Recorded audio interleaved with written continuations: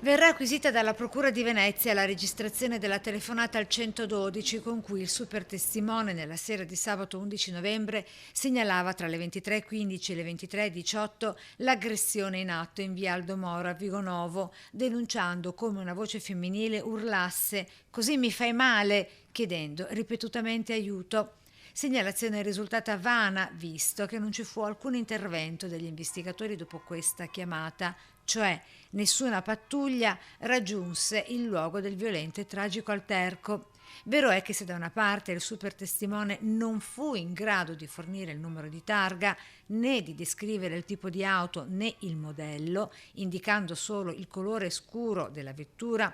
altrettanto vero è che l'assassino, dopo la prima aggressione inferta a Giulia, abbia girovagato tra Vigonovo e Fossò per ben mezz'ora, senza essere intercettato da nessuna pattuglia, perché nessuna pattuglia lo stava cercando. Quindi resta questo gap, questa mezz'ora in cui non si sa che cosa sia accaduto. Giulia, certo è dalle carte della procura,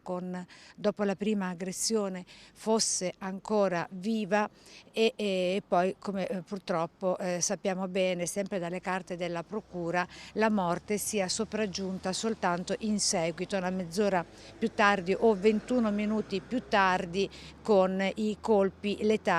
infertele dal killer Turetta. Il sopralluogo degli inquirenti ci fu, ma soltanto il giorno dopo, domenica, e dopo le 13:30, ovvero l'orario in cui Gino Cecchettin, il padre di Giulia, presentò denuncia di scomparsa alla tenenza di Vigonovo. Allora e solo allora si procedette alla ricerca della ragazza per allontanamento volontario.